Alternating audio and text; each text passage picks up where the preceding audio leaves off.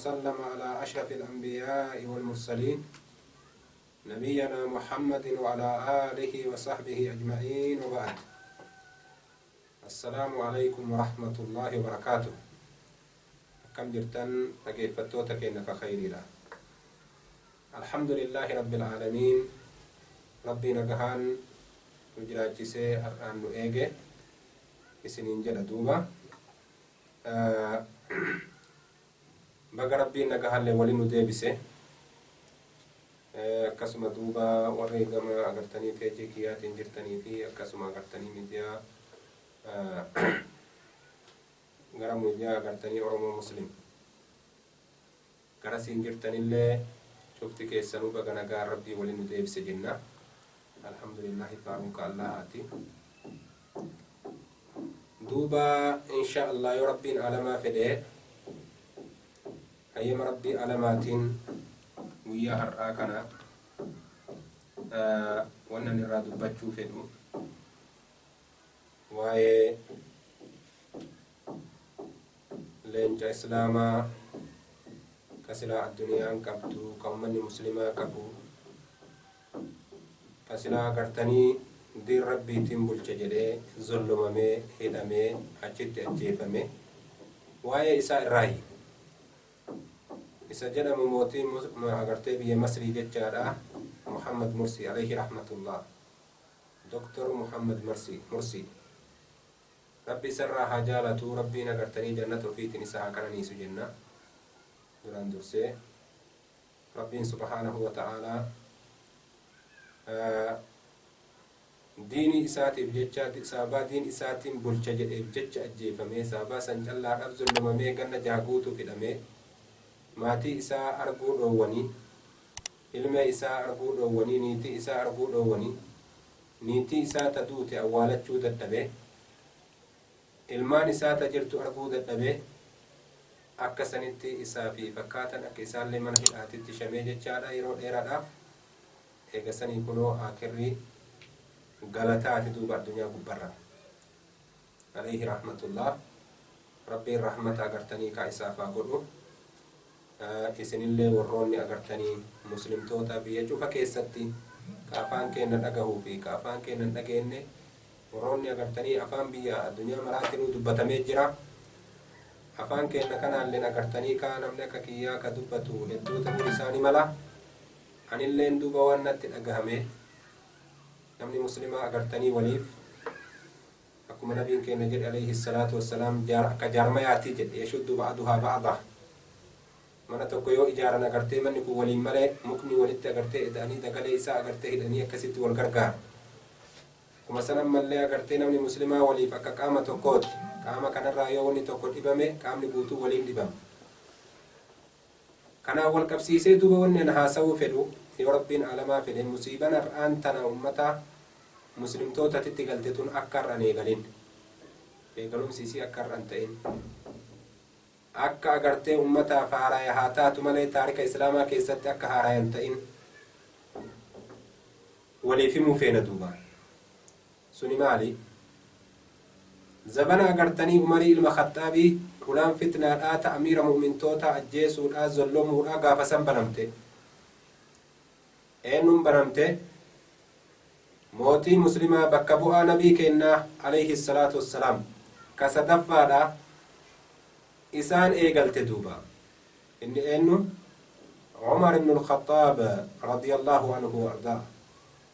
وجعله جنة الفردوس مأواه إسان إيقلت دوبا قاف إني بيتي مسلمة رتي بكبؤي أمة مسلماتي بكبؤي أمني جالتي قمدي مركاني وسومنا إساني بنيني بقلبي إساني بناني في gammachuudhaan isa qeebalanii isa simatanii isinii galee akka sanitti isaa kana reebbatan waanyoo fi haasidaa fi munaafiqaa fi warroonni adda addaa ka diinii kanaan buluun isaanii hin taane ka qur'aanni rabbii isaan hin gammachiifne ka hadiisni nabii kennaa isaan hin gammachiifne ka jechi rabbii quufa jecha rabbiititti hin quufne jecha nabiititti hin quufne ormi akkanaa ijaarame mootummaa agartanii islaamaa ta gadi dhaabbattee babal'attee addunyaa tana keessa laliftee abaaboon isii agartee ka dagaage kana dagaaginna isaa kana agartee bakkarraa hir'isuudhaaf mariin taa'ame umar ajjeesuudhaaf murteeffame duuba. Allahu akbar. mootii guddaa beekamaa zabana sanii nama rabbiin subhaanahu wa ta'aalaa isa dubbate san ka afaan isaati irratti arraba isaati irratti rabbiin qur'aana buuse san ka nabiin kenna law kaana nabiyyun min ba'dii lakaana umara jedhe san osoo nabiyyiin na boodaa tahe silaa umari jedhe san umarii agartee kaayoo inni karaa kana deeme shayxaanni karaa kana baha nabiin kenna jedhe san ka shayxaanniin baqata nabiin jedhe san kanam akka gaafa inni islaamayeeti islaamummaan teenna ol fuudhamte sahaaban jedhan san ka agartanii ka islaamummaan isaa tumsa ummata muslimtootaa taate ka gaafa inni islaamee shirkiin agartanii ka magaalaa makkaa keessatti beekamtuudha mataan gadi deebite ka takkaa namni agartanii manaa bahee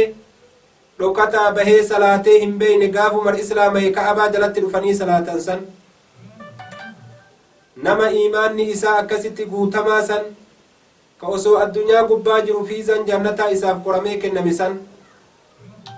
ka nabiin kenna alayhi salaatu wassalaam duyda duuba isaatii fi duyda duuba abbaa bakriititti yeroo waa murteessullee murtii kana umartu keessa jira abbaa bakrii keessa jira jedhee nabiin mallatteessu san ka nabii rabbii kilaafa deemuu hin beeyne san jala deemuu male umarii jaalatamaa san ka zabana isaa keessatti islaamummaan babal'atte ka ummanni faarisiitii fi ummanni ruumii umarimmaan jedhan kun nama akkamiin isaan ajaa'ibe sila nama akka kennaa ka haadharraa dhalatee abbarraa dhalatee jedhe moo nama akkamii sila inni kun malaa'ikaa moo nama sila nama akkamii ka dowlan isaa agartee ka duratti deemuu malee duubatti hin deebine ka jeeshin isaa bakka dhaqetti hinjifatuu malee hin hinjifatamne. Allahu akbar. ka bifa kanaan dachiin muslimaa babal'atte bakka nabiin alayhi salaatu wassalaam osoo hin dhaqqabsiisin agartee ka ajalli irraa fudhate bakka abbaan bakrii osoo hin dhaqqabsiisin ajalli irraa fudhate dhaqqabsiisee bahaadhiha seensisee diini ummata dhageessisee midhaagumina isaatii fi bareeduma isaa ummata barsiisee zulmii ummata keessaa balleessee jaalalaan ummanni diinii islaamaa bakka maraa seenee akka kanatti agartee diiniin dagaage yeroo kanaan keessatti haasinni ganda keessa jiru ka akka amma mursii nyaatee muhammad mursii alayhi rahmatullah lafaa itti ka'an duuba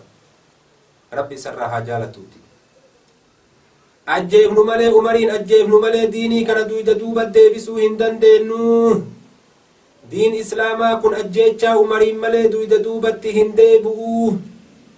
bakka silaa aslitti irraa dhufe san gariibummaa aslitti irraa dhufe san hiyyummaa aslitti irraa dhufe san du'a umariin malee diiniin ittiin deebi'uu jedhan duuba kana mari'atan yoo umar du'e malee diiniin hin hiyyoomatu yoo umar ajjeefne malee diiniin hin hiyyoomatu jedhan duuba mala itti malatanii itti karoorfatanii akkaataa ajjeechaallee itti lafa kaayatanii itti bulanii itti oolanii itti laalanii ajjeecha umar itti bulaa banan duuba. Allahu akbar. umar osoo hin du'in dura manaaba arge umar ibn al-khattaab nama mu'minaati mu'minummaa isaa keessatti shakkiin hin jiru namni mu'minaa yoo agartee namni mu'minaa tokko manaaba arge argaan manaaba isaa sun hin kijibsiifamu nabii kenna jedhe dhugaa ta'a umar waan jedhe agartee osoo hin du'iniin duratti ka lukkuun agartee mataa kiyya kana keessa na qottoo irrattu argee jedhe aadaa arabaatitti lukkuun agartee ka ajama nama araban ta'ini umar waan jedhe duuba nama araban ta'in tuna ajjeesaati ani shahidummaa argadhe kute jedhe osoo hin du'in duratti hime bulii gabaabdu ummanni muslimtoota akka malee yaaddawan jechi umarii dhugaadha duraanuu rabbiin subhaanahu wa ta'aalaa afaan isaati irratti qur'aana hedduu buuse gaafa nabiin jiru yeroo kanaan keessatti akka malee yaaddawanii eenyu ummata bulcha yoo umar du'e jedhanii akkam taanan agartee ka ummata muslimtootaa qabatee osoo inni hin du'in duraayyuu ummanni muslimtootaa ka yaaddoo ta'e wanni umar jedhe hin oolle hin turre hin bulle yeroo gabaabdutti itti dhufe duuba soo zamanan fudhatin namni jedhamu Abuu Lu'lu'at al-Majuusiyyu Abuu Lu'lu'at al-Majuusiyyu ka jedhaniin gurbaan nama warra ibidda gabbaru ka ifaan rabbii kenna jedhan ka rabbitti hin beeyne ka ifaa rabbitti beekan ka ibidda rabbitti beekan gurbaa warra sanirraa ta'e ka maqaan isaa Abuu Lu'lu'at al-Majuusii jedhaniin yeroo salaataaf agartee kaa ummanni hiriire Umar imaama Madiinaatii gaafa san yeroo inni duratti dabree agartee kaa salaachisuudhaaf mihraaba keessa dhaabbatee takbiirtaa duraa jedhe inni salaatatti seenu duyda duuba isaatiin dhaabbatee kallattii isaatitti qaceelee albee agartee kan jar jedhamu kurfeeffatee akka sanitti agartee kaa Umarii waraanee somba garaa baase duuba Umar achitti kufe gaafa san hulaan fitnaadhaa ta moototii muslimtootaa fixuu banamte duuba akka gaafa san banamte ilaarraan dhaabbanne quba qabaa rasuuluma dubbate alayhi salaatu wassalaam akka fitnaan tun banamtu akka isiin hin cufannellee yaa subhaanallah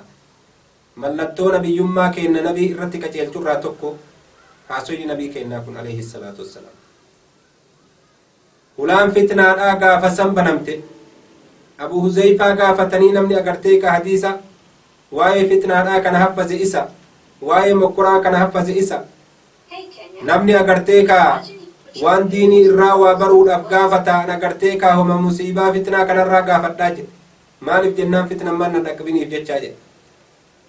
nabiin kennatti himee agartee ka hulaan tuni banamuuf deemtii jedhe hulaan fitnaadha gaafa hadiisa kana Umarii himan Umar agartee ka calliseetumaan deeme ni beeka Umar immoo durattu gaafa kana eegalte duuba musiibaan guddoon ummata muslimtootaa tuyte Umar achirraa baatamee gara mana isaatitti hin galamee leenci beekamaan cinaa nabii kennaa dhaabbataa ture sun ka nabii kennatti akka gaafinni islaamayeeti aduwiin afaanii fi gurra irraa qabatte sun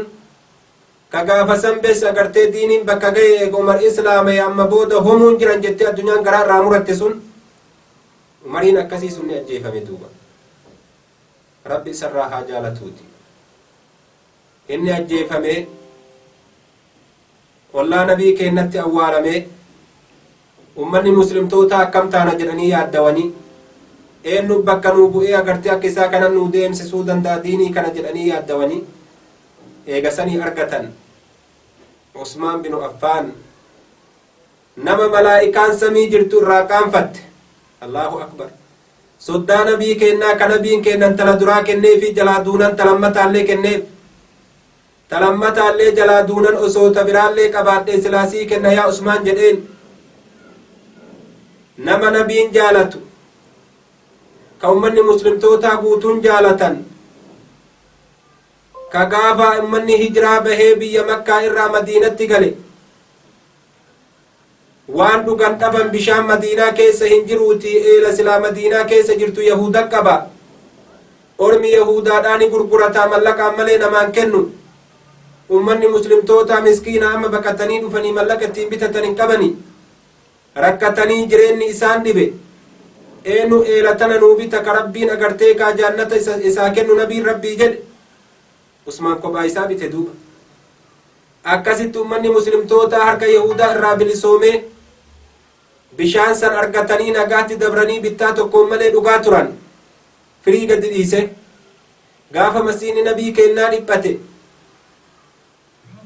lafa achi duratti jirtu ummata agartee kaa ijoollee qabdurraa eenyuun nuu bitee masjiida kana agartee kaa akka itti bal'ifannu goona nabiin rabbii jedhe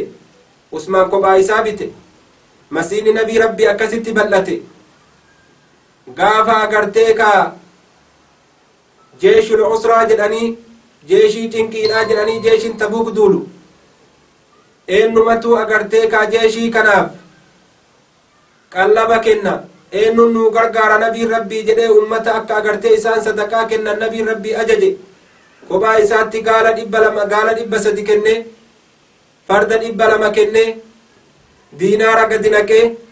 nabiin rabbii alayhi salaatu wassalaam har'a booda Usmaan waan fedhe haa dalagu rabbiin isaa araarame jedhe nabiin alayhi salaatu wassalaam nama bifa kanaan beekamu كغافة تكو أبان بكري تيفي عمر الليل فني من نبي ربي أسينني كعائشة بira jirtu nabiin agartee ka gudeeda isaati irraa huccuun ol dachaatee jirti gadi raranne yeroo umar Huseenee fi yeroo abbaan bakri Huseen illee Usmaan dhufnaan gaddachaafate Aishaan ni gaafatte yaa nabii rabbii giza abbaan bakri dhufellee gadi hin deeffanne umar illee dhufnaan gadi hin deeffanne Usmaan dhufnaan maa gaddeeffatte jetteen nama malaa'ikaan irraa qaanfatte irraa ani hin qaanfanne jedhe nabiin alayhi salaatu wassalaam nama malaa'ikaan irraa saalfatte irraa ani hin saalfanne jedhe nabiin alayhi salaatu wassalaam nama malaa'ikaan samiituu irraa saalfatte jakna akkanaa kana rabbiin bakka buuseef ummata muslimtootati gammadan ummanni muslimtoota karaa nabiin irratti deeme karaa abbaan bakrii irratti deeme karaa umar irratti deeme diinii rabbii osoo hin jijjiirin akka inni samii bu'een qur'aana rabbiititti dalage ibaadaa isaatirraa yoo himan halkan dhaabbateetiif ganama qur'aana agartee ka jalqabarraa aakiratti buusee biraa ka'a faatiharraa eegalee kunnuu baqaraa itti aansee wayta lafti bariitu birabbinaasin fixee keessaa ka'a duuba nama halkanirraa qur'aana buusee bulu Usmaan ibn Affaan malee agartu Usmaan binu Affaan nama halkanirraa qur'aana buusee bulu nama guyyaa soommanaa oolu ibaadan isaa akkanatti beekama nama akkanaati nama gaarii akkana ka waan itti wasafan hin qabne rabbi ummata muslimtootati bakka buuse duuba ummanni dura du'a umariin qalbiin cabde qalbiin isaanii gab jette bakka umar agartee duuti irraa hanqifte diinii dhaqqabsiise jeeshii bahararraa ka jedhan ka umar hayyamuu dide ka zabana agartanii dheeraaf kadhataa turan hayyamee jeeshin isaa bahara qaxxaamuree ummata Awurooppaa kana mara diinii dhaqqabsiisee bal'ise biyya Turkii mara seensise zamana Usmaanii quba qaba Usmaanii akkana ka haalli isaa bareedaa ka inni bareedaa zinnuureynii ka jedhaniin dura nama hijiraa ba'ee ka ta'e eega nabiyyanaa Luuxiiti nama akka kanaan beekamu jagnicha akkanaa kana ummanni muslimaa rabbiin hireef duuba akka malee gammadan ummanni muslimtoota akka malee gammade ummata muslimtoota jireessee hiyyummaa irraa dhabamsiise diinagdee ufii taqabu qabaataa agartee beekamaadha qoodee fixee ummanni muslimtoota akka isaan hin beeloyne rakkataa isaanii mara tooyatee zabana Usmaanii keessatti harree qabatanii gaala qabatanii fe'aa qabatanii ulaa namaatirra deemanii dhadhahanii nurraa fudhadhaa kunoo daa'ima kana nurraa fudhadhaa dhadhaa kana nurraa fudhadhaa jedhanii akkana hunarra deemanii namaa qoodaa turan qabeenya keessan nurraa fudhadhaa jedhanii ummanni agartee kaakuufee namni itti hajamu dhabame beelti lafaa dhabamtee rakkinni lafaa dhabame ummanni muslimtoota agartee zakaan hatta namni zakaa fudhatu dhabame rakkoon guddaan ummata mudate quufni keessa dabree jechu nama kun hin taaneeftu jira duuba Usmaanitti illee lafaa kaa'an waan nama ajaa'iba nama quufni hin taaneeftu jira nama aadilummaa haqa dalaguun hin taaneeftu jira ka kun isatti dhibee ta'utu jira ka kun isatti rakkootu jira ka kun isatti agartee kaa cinqiitu jira ilma namaa kanarraa jechu ilma namaa kanarraa ka yoo quufellee quufan dandeenye jira ka yoo haqatti dalaganillee haqan dandeenye jira ni dadhabatan duuba Allahu akbar hin dandeenyu jedhan quufa akkana hin dandeenyu nuun tahu baabdi kitaaban buluu ka wal zulmii isin balleessitan kun hin ta'u jedhan duuba nuun taane jedhan amriin kun zulmii akkana lafaa dhabamsiisuun keessan kun nuun taane intalli muslimaa bakka godhachuun gurbaan muslimaa bakka godhachuun dargaggeessaa dargaggeettiin haqa isiitiin agartee jiraachuun hayti isaanii guuttamuun bilisummaa argachuun hurriyyummaa argachuun rakkoon dhabamuun fasaanni dhabamuun rakkinni dhabamuun kun hin taane jedhan duuba warra kun hin taaneeftu jira duuba akkam godharre ilma namaa kanarraa barakkana ilmi namaa kun guutuun nama nagahan seendu ilmi namaa kun guutuun nama nagahan seen kopha kophatti namni cufti mindaa qaba zaman Usmaanii ilmeen har'a dhalatte mindaa qabdi hattan ga'ee ka garaa jiru yoo ulfi garaa seen osoo inni dhalatin mindaa godhuufitti seen wanni biraa haa taa'u bifa kanaan ummata qananiisee qananiin agartee kaadachii tana fudhatte ilma namaatii miti beelladaa beela dhoowwe rakkoo hagana ga'u addunyaarraa dhabamsiise duuba Usmaan bin Affaan radiyallahu anhu isaa akkasiisan soddaa nabii keenyaa san ka malaa'ikaan irraa qaanfatte san ka fiizan jannataa osoo addunyaa gubbaa inni jiru isaa kenname san ajjeefnu malee jedhamtu namni tokko Abdallah bin Sab'aa jedhaniini Yahudaadha haati isaa immoo Habashaadha haati isaa warra Habashaatti inni Yahudaa warra Yemaniiti islaamahe jedheeti islaamummaa kanaan ummata dagee fitnaa lafaa kaase duuba namni fitnaa marna umma tokkocha mokkorri yoo ka'u namni fitnaa umma tokkochatu ka'e foon agartee tokkochumatu foon mara balleessan jenne duuba fitnaa isaatiin lafaa ka'e duuba maal jedhe Usmaan waan akkanaa dalaga warra aanaa isaa malee gosa malee nama biraa hin filu warroota biyya bilchu laalaa Mu'aawiyaa bin Abii Sufyaan ka agartee kunnoo Shaamiin bulchu warra isaati Amr ibn Aasii ka Masriin bulchu warra isaati namni akkanaa ka bakka akkanaa bulchu ka warra isaati jedhee dubbii kana ummata keessa facaasee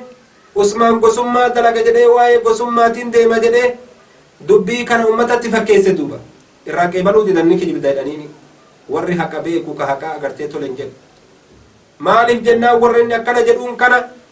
Mu'aawiyaan Shaam irratti har'an filamne nabii keenya alayhi salaatu wassalaam gaafa jiru kunoo waahii nabii keenya jalaa barreessaa ture